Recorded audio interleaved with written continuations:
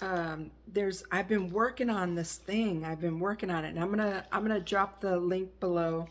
But I have been working on loving myself. I've been working on that. And actually, the truth be told, I've been working on loving myself for a minute. But I recently got a hold of Louise Hay. I recently got a hold of her teachings.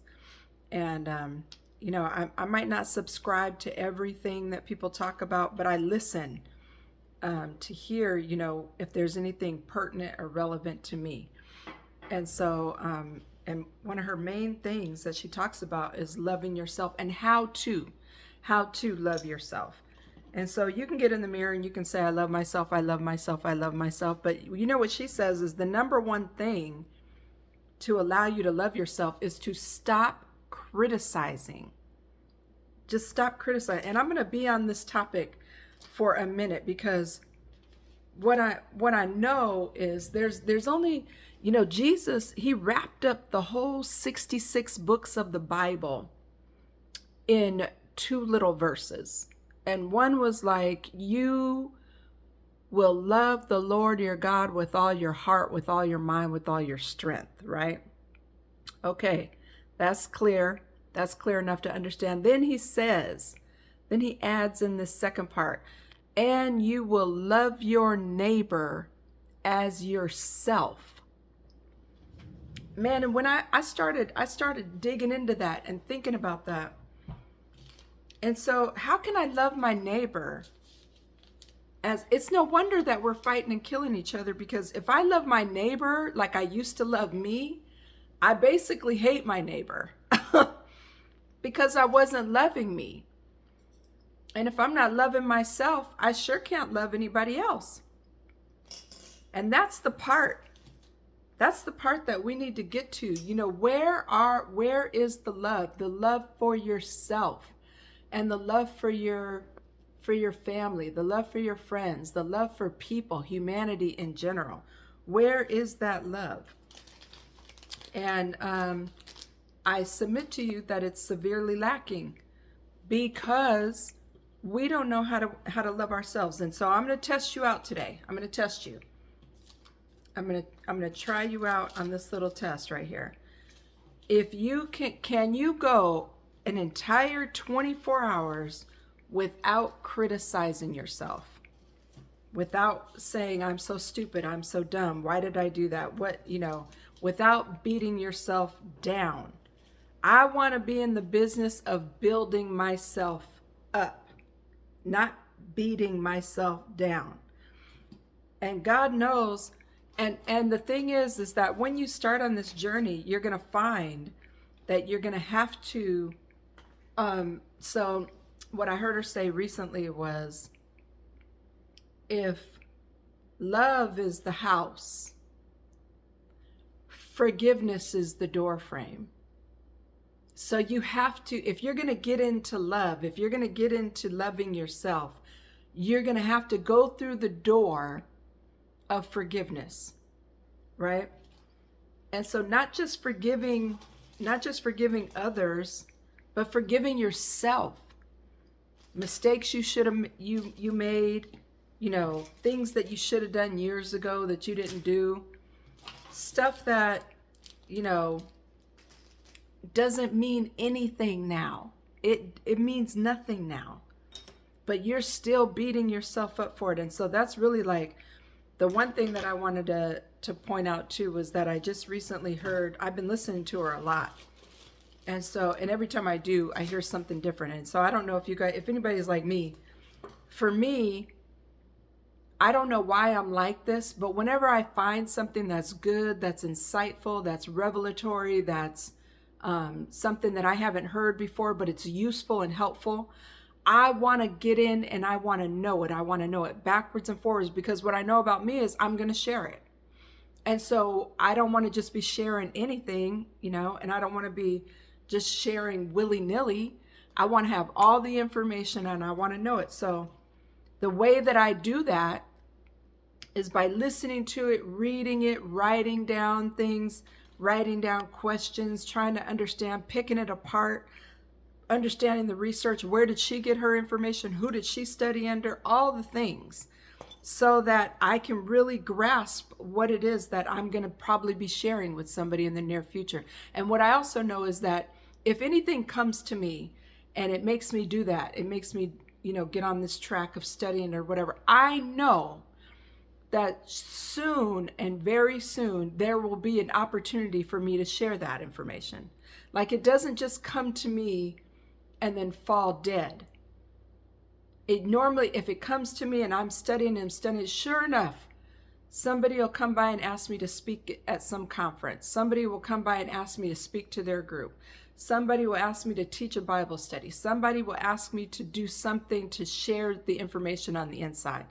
So that's what I know.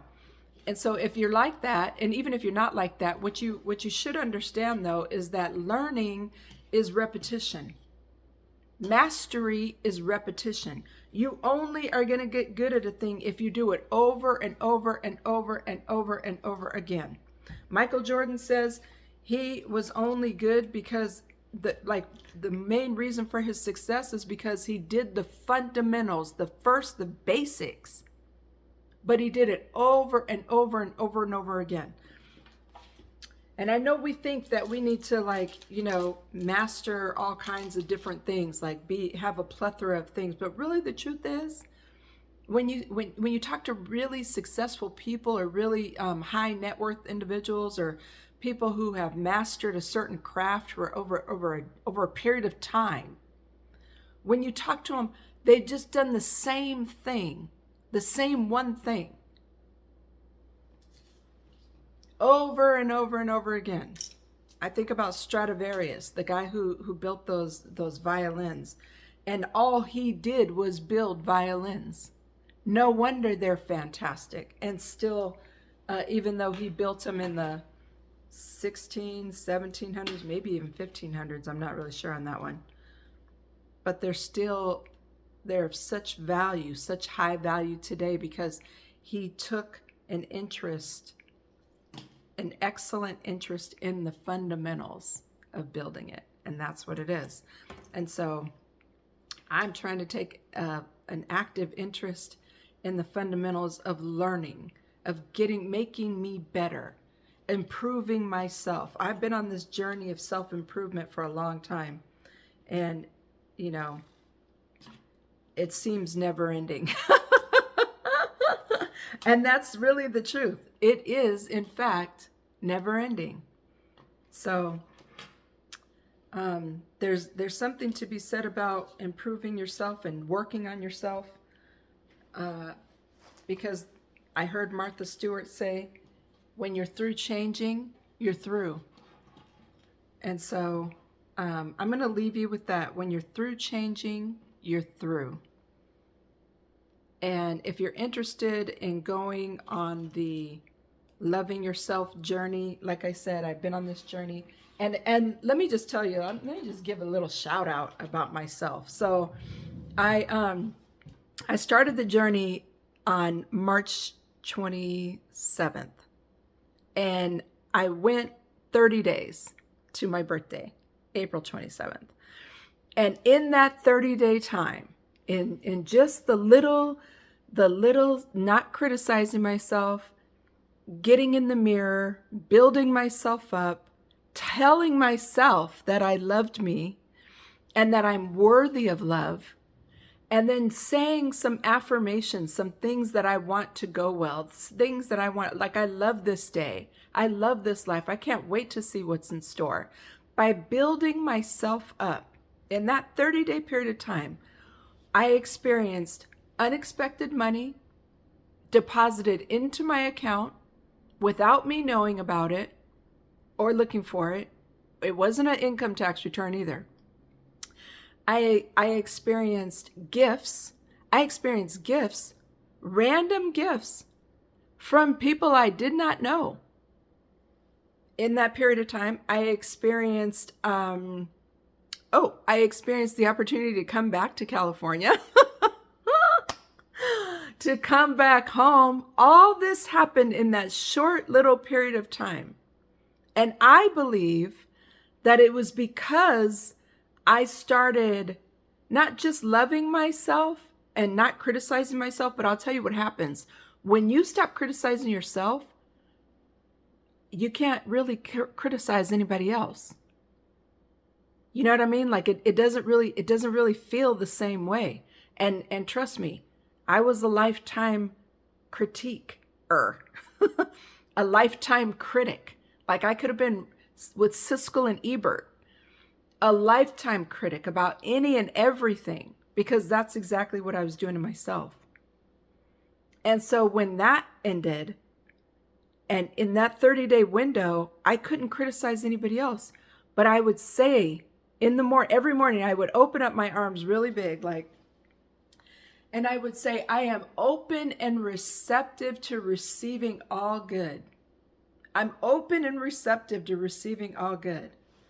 And I've been receiving good ever since. All good ever since. So much love, so much support from people. Like I just had a guy who has a woman, so it's not like he was trying to come on to me, but I had a guy research because I need new tires on my car since I left it, and so I had him go outside, take pictures of my tires, call around to several different tire shops, figure out what was the best thing, and try to whittle them down to the least amount of money, and then try to figure out like how to get my car out there to get the new tires on, all without me even asking.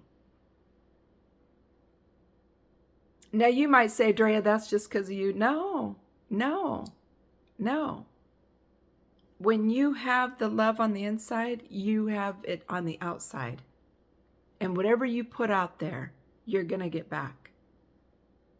You're always going to, whatever seeds you plant, you're going to reap a harvest of those seeds. And when you reap a harvest, you don't just reap one thing back. You reap an abundance of things back. So that's what I have for you today.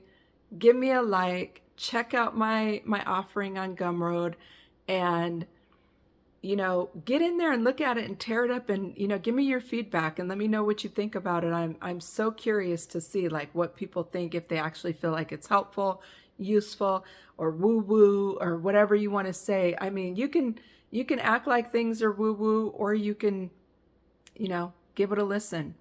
I always try to, like, I've heard a lot of like, ooh, I've heard a lot of different philosophies from a lot of different people over the years. And one of the things that I've always tried to do is just listen. Let me just hear them out. Let me just hear what it is that they have to say. And sometimes the stuff is like way out there. I can't get back to it, right? But other times that thing sits in there a little bit and it starts working on me. And I start investigating. And I see, oh yeah, okay, that's legit.